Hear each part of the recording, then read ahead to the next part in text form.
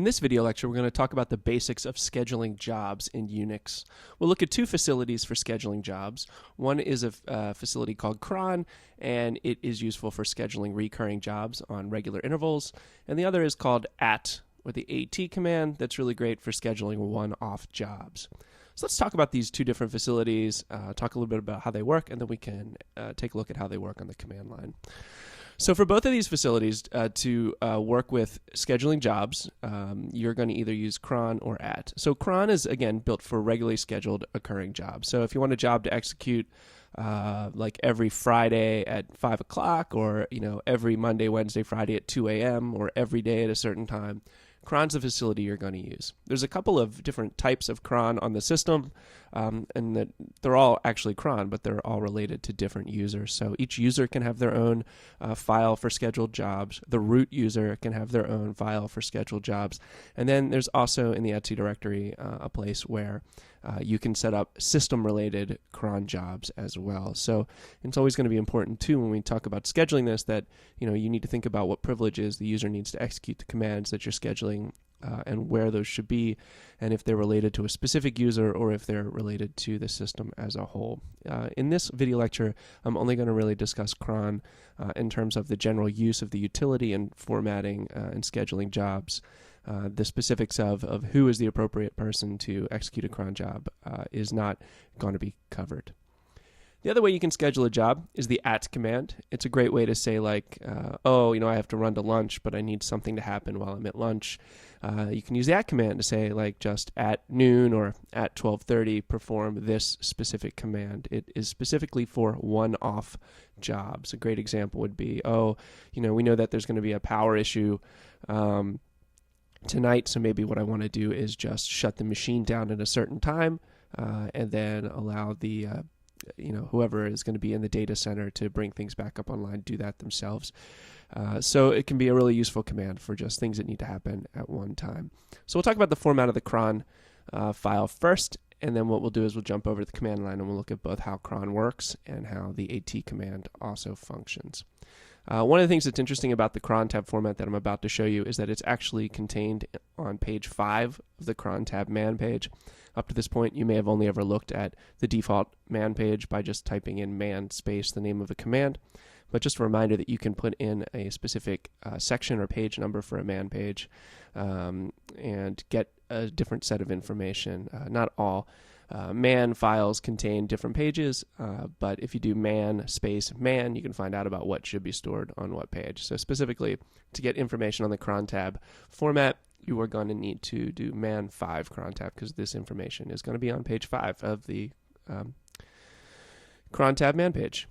So when you go ahead and you start editing your cron file in Unix, whether you are a regular user or you are a system user such as root, or you are building stuff that works with the kind of system focused cron system, you're going to have a file that's going to basically have one line for every job that you need run, and that line is going to give the system information about what should be run, and specifically, you can add other things in there like a path information, user information as to what to run the job as. But specifically, I want to look at in this lecture the format of just the line and what information it provides. So you'll notice in this slide, I have got each of these components labeled. And so the first several items, 1, 2, 3, 4, 5 items to the left in a cron file, these are related to the time that the job will run. So in this case, the first column represents minutes, and this represents clock time. So the second column is going to represent the hour. The next is going to represent the day of the month. The next column is going to represent the month, and the next column is going to represent the day of the month. It's important when executing your cron jobs and when setting these up that you actually choose days and times that are valid.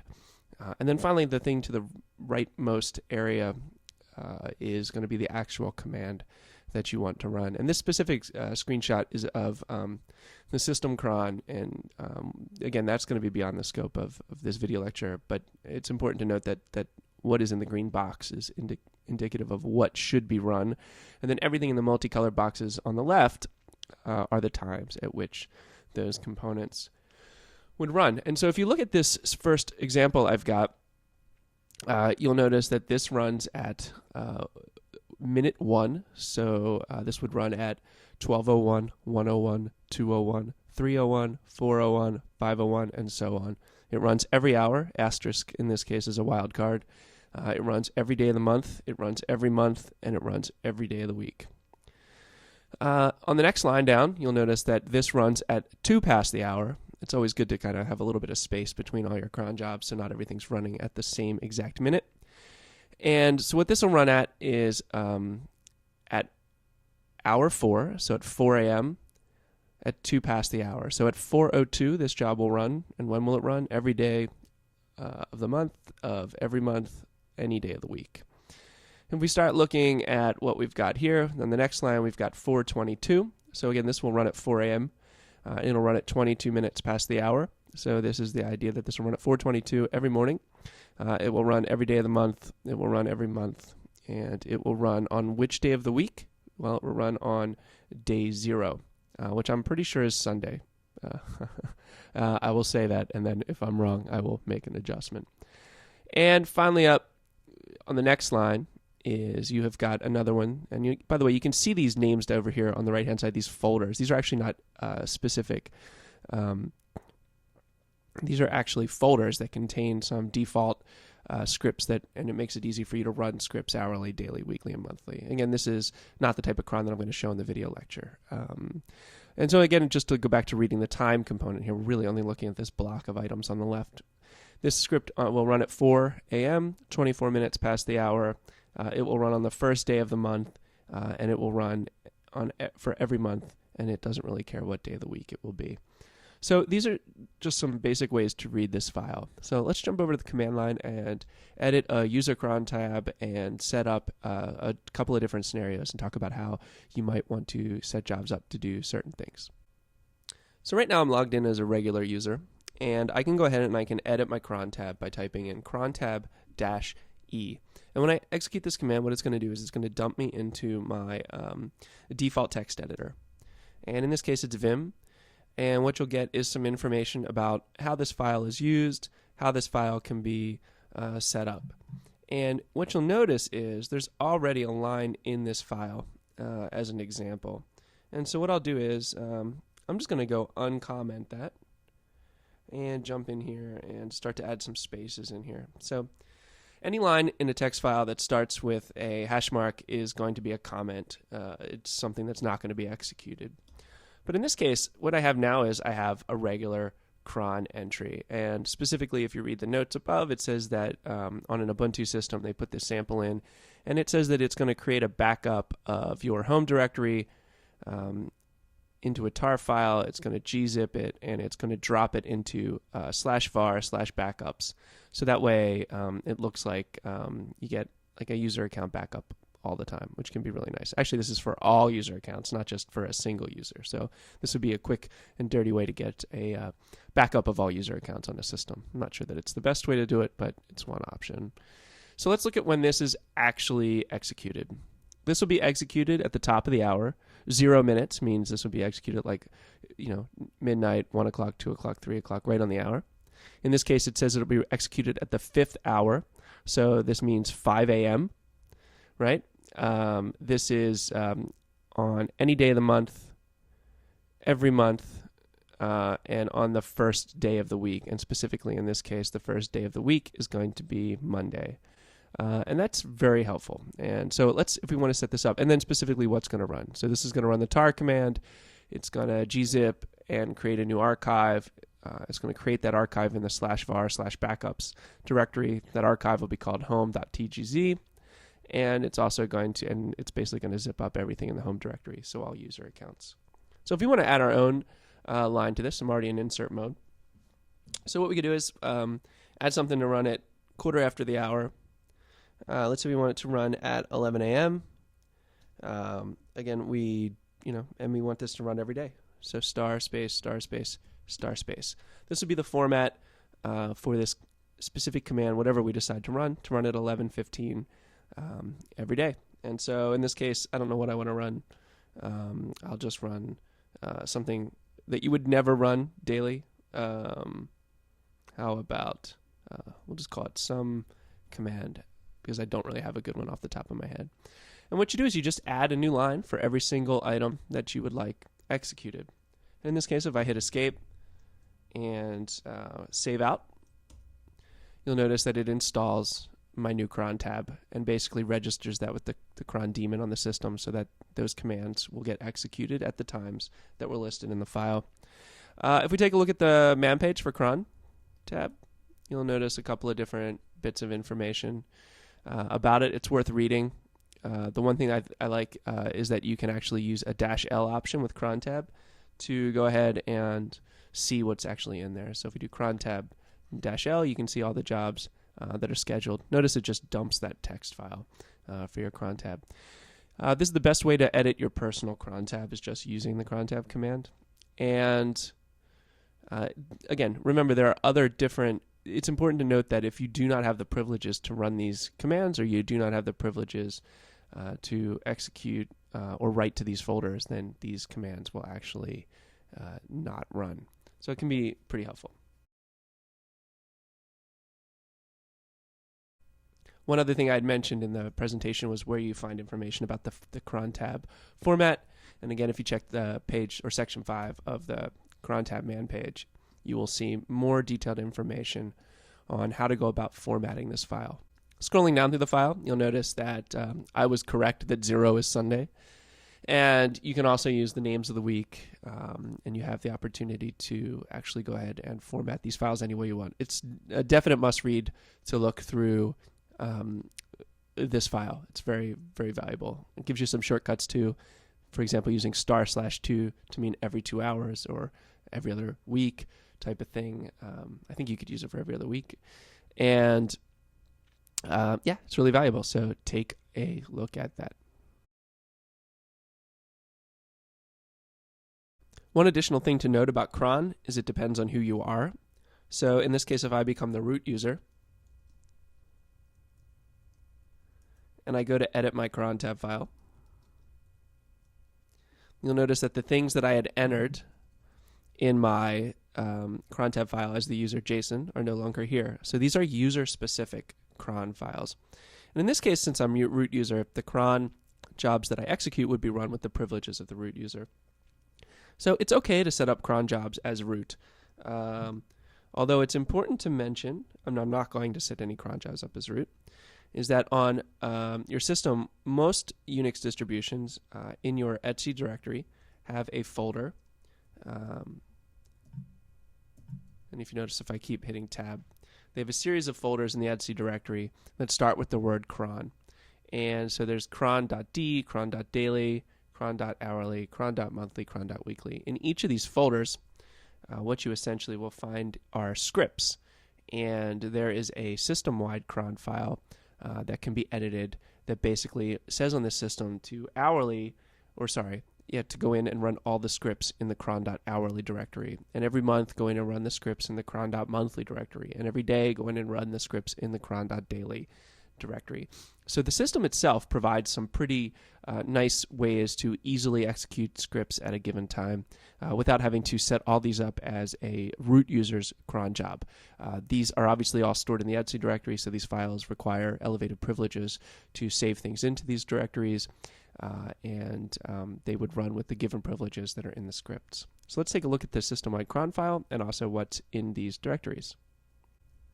Right now I'm in the /etc directory, and the first thing we'll take a look at is a file called crontab.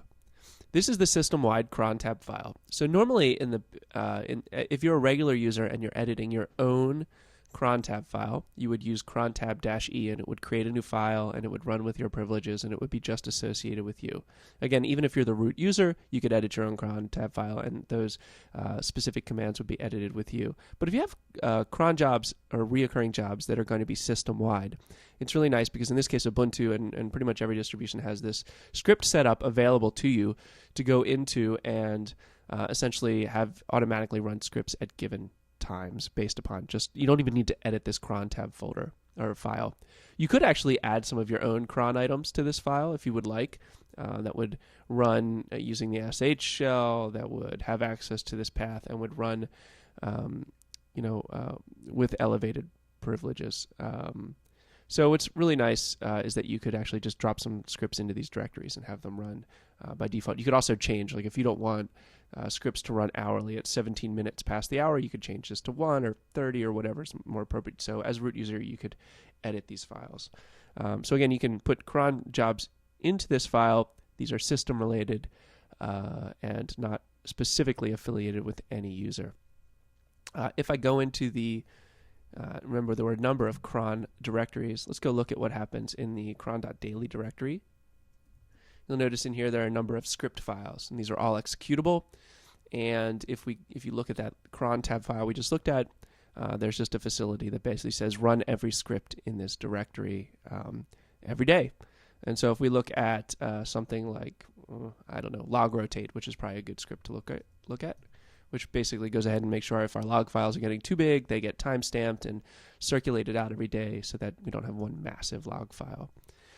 And you notice that this is just a shell script, and this essentially goes and handles renaming the log file, creating a new one, and backing up the old file. And this runs every day. So again, just a series of shell scripts. If I go up and look at one of the other cron directories, like hourly, notice there's nothing in it. So if I wanted an hourly cron job, I could write a shell script, and all I have to simply do is drop it into that directory, and it'll get executed. And then again, if I go up and look at cron.weekly, there's a couple of things in there. And so if we take a peek at that, like say man-db, you can take a peek at what happens for this file. I really don't know what this is doing either, but again, the important part is regenerate the man database. What's really important is that this is a nice, easy way for system-related management scripts to be set up and executed.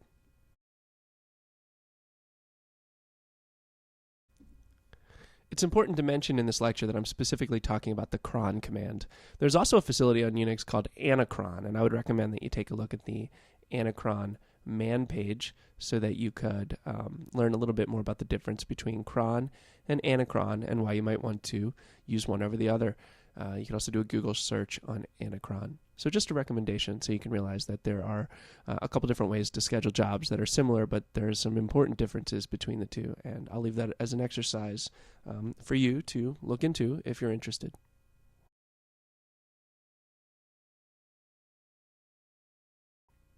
If you want to schedule a job that's only going to occur one time, then it's better to use the at command.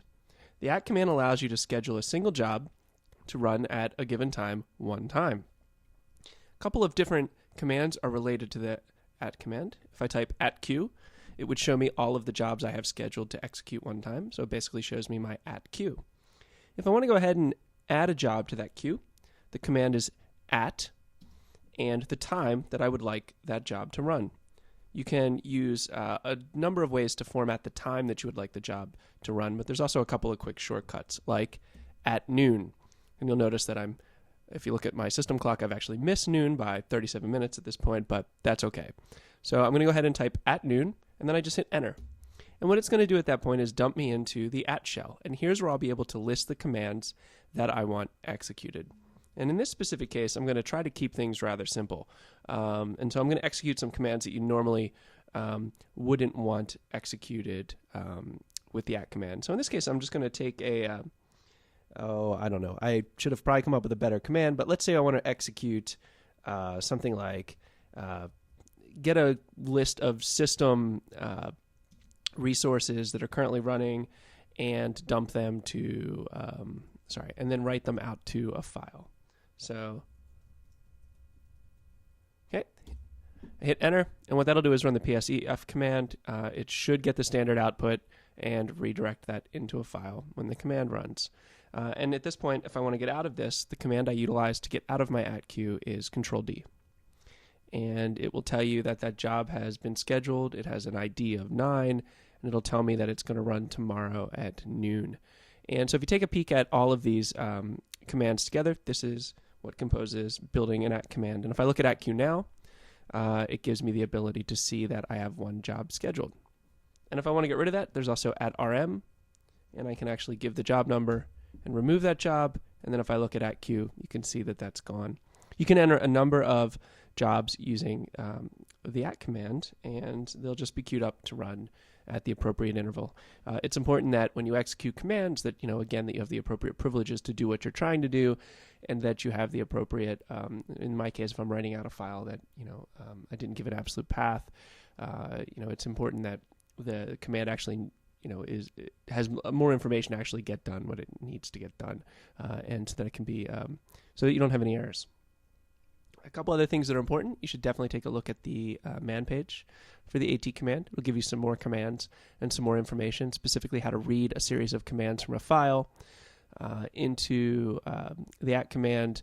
As you scroll down through, it'll also give you more information on specifically how you can have the job or how you can format the time for specific jobs.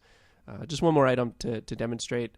You can actually say things like if you want a job to execute in 1 minute from now, you could say now +1 or now +5 minutes, and that will set up a job to execute in 5 minutes. And I'm going to Control C out of that.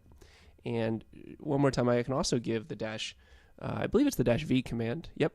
Which will not only would say that this job is going to execute in 5 minutes, but -v will allow the command to show me what specific time that is. And then I could go ahead and enter my command, hit enter, save out of this, and then I'll be able to look at my @q.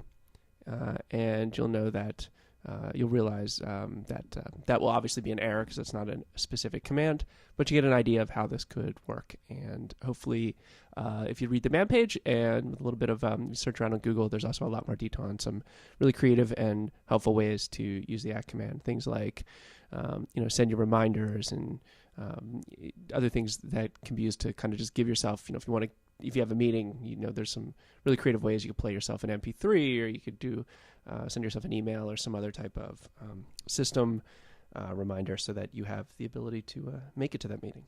That's the command.